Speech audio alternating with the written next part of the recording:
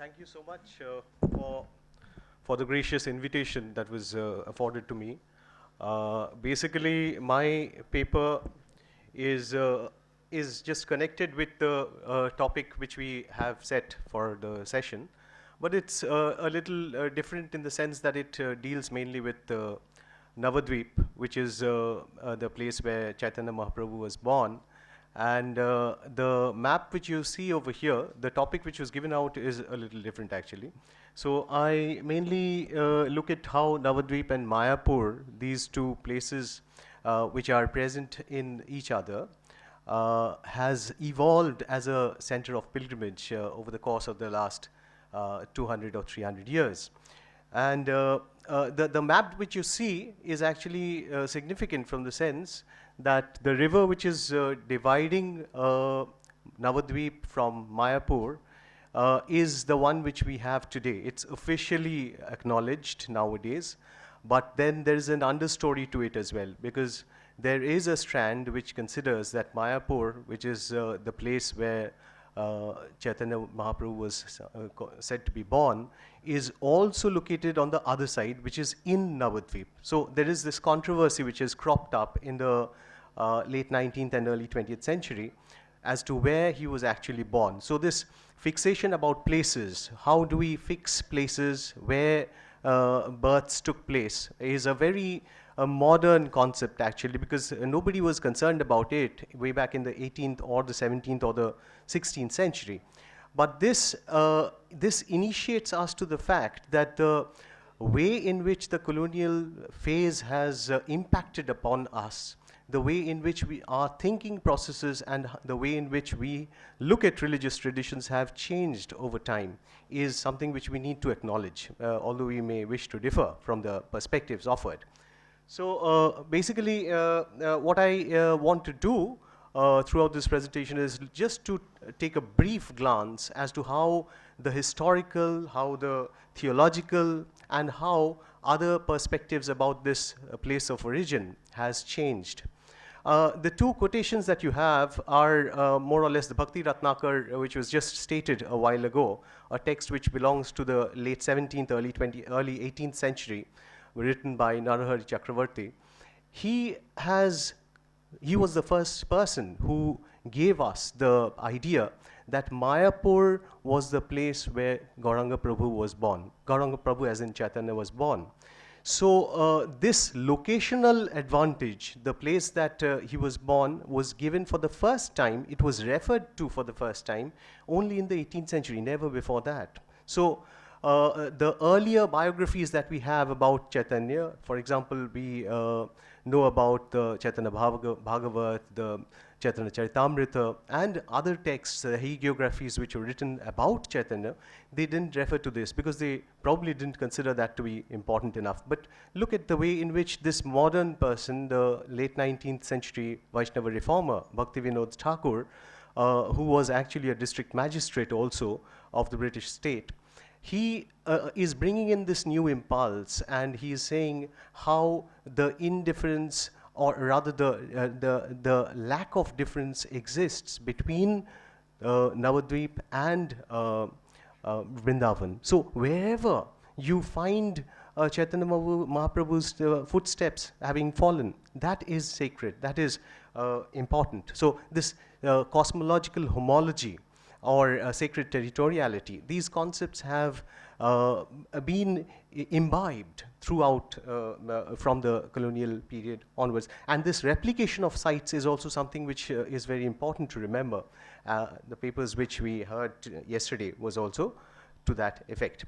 So I'll just briefly take you down through the historical origins of the term, or the etymological origins of Navadvip. Navadvip, there are two split meanings to it, Nava and Dvipa. There are considerations from historians and even geographers who consider that there were actually 9 islands, or new lamps, or new island. So these are 3 different perspectives which have been proffered. And we have other words also for the district and the place. both the district and the place are also called Nadia. So Chaitanya Mahaprabhu is also considered to be Nadir Nimai, or the Nimai who was born in Nadia. So any place of pilgrimage for that matter, and Navadvip to be more precise, has various shades, layers, and these layers can be either historical, they can be either theological, cultural, or they can be also sacred, geographical. And these visions, these different perspectives have been put in place by different people, and the way in which a place evolved actually ties up, binds, and tries to fuse together all three or even more layers that we can consider. The picture that you see is of the Bollal DP. This is a place which historically is considered to be the palace of the king who actually set up this city or of Navadvip. This is a palace supposedly, because Archaeological Survey of India has not carried out any diggings over there, but this Bollal DP is considered to be the palace of the King Bollal Sen. The Sena dynasty ruled Bengal from around the 10th and to the 12th century. In the early 13th century, as you may remember in history books, that the Islamic invaders, especially by the name of Muhammad bin Bakhtiar Khalji, had invaded Bengal in around 1205, and that was the time when Lakshman Sen was he had to flee from this city, and this place was taken up.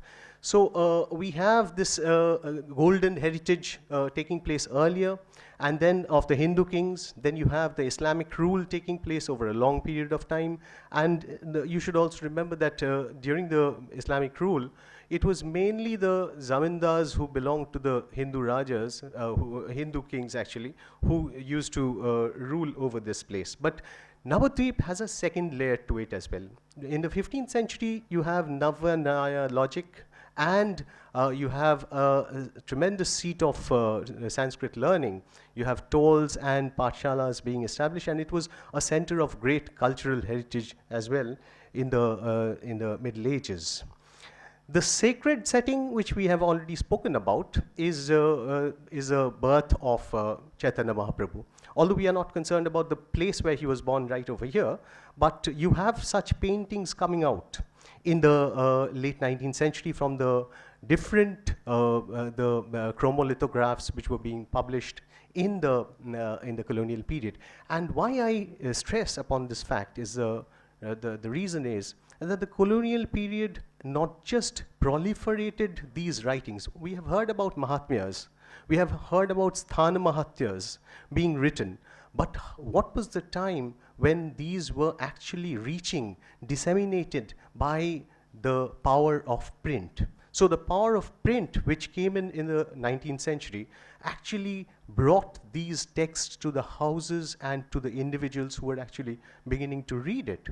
There was another aspect of the colonial age also which was very significant. That is, travel made easy through improved means of transportation. And just like we heard about Grouse and his role in, and the role of others as well in Mathura, so we find that railway lines being established and these places of pilgrimage being integrated.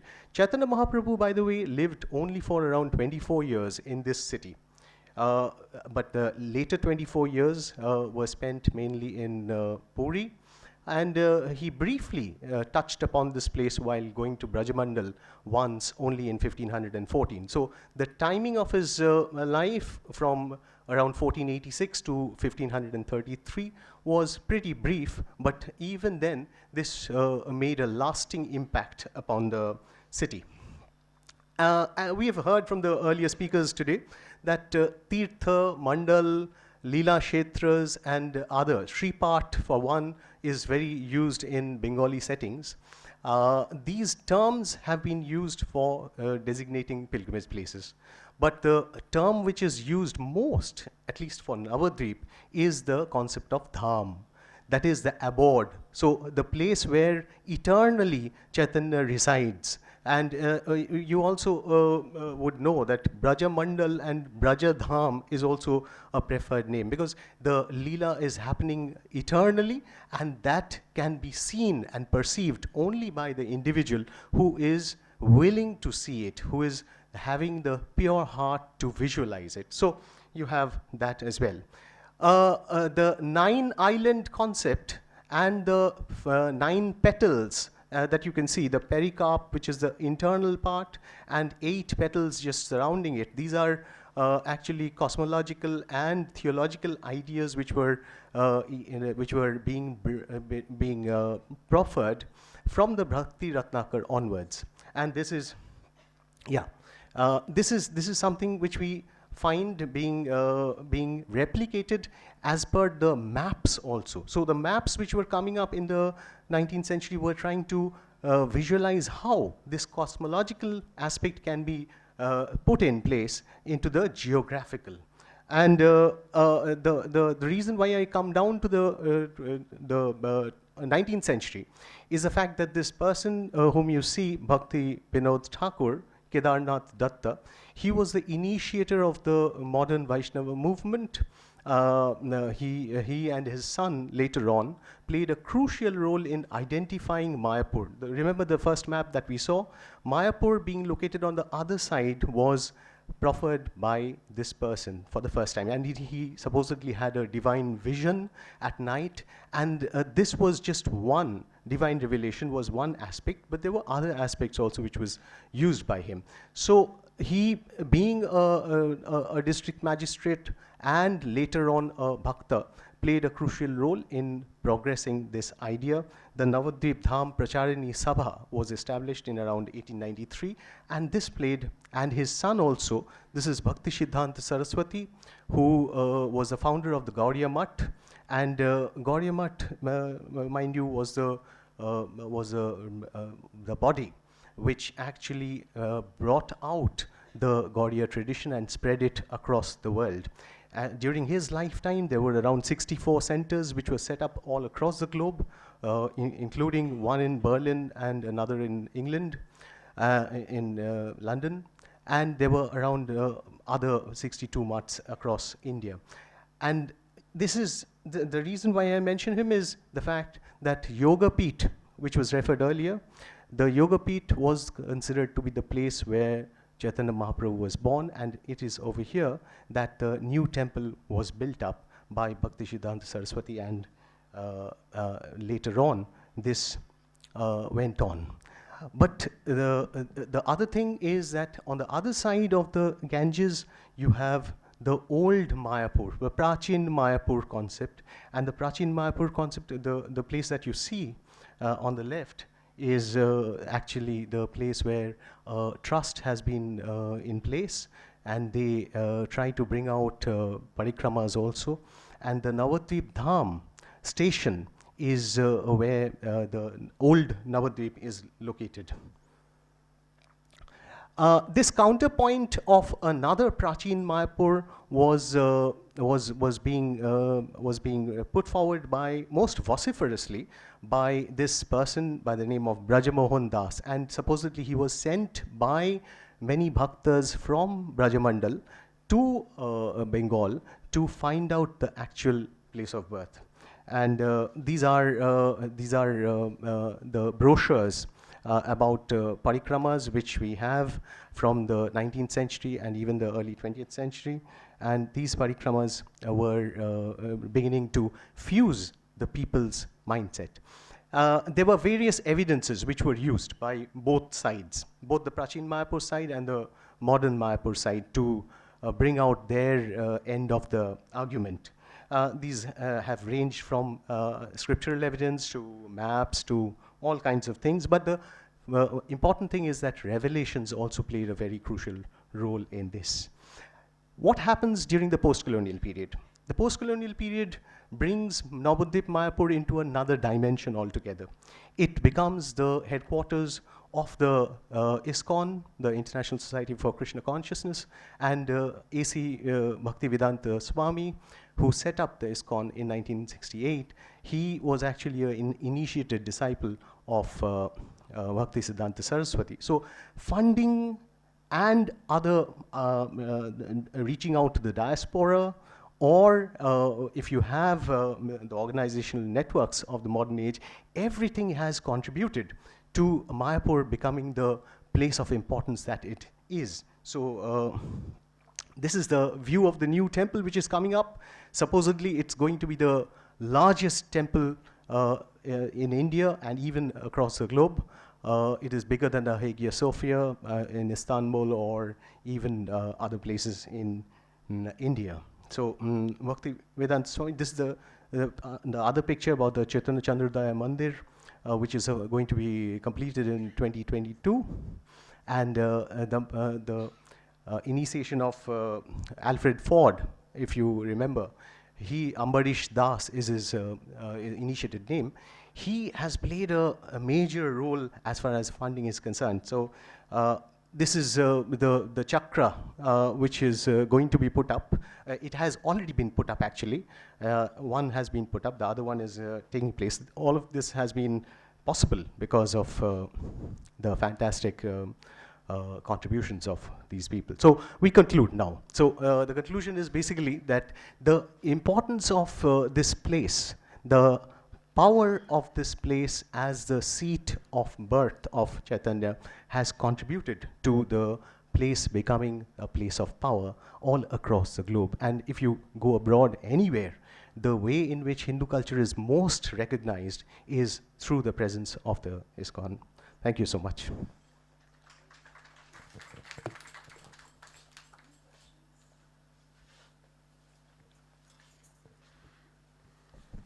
Thank you, sir, for the excellent paper, Shantanu-ji.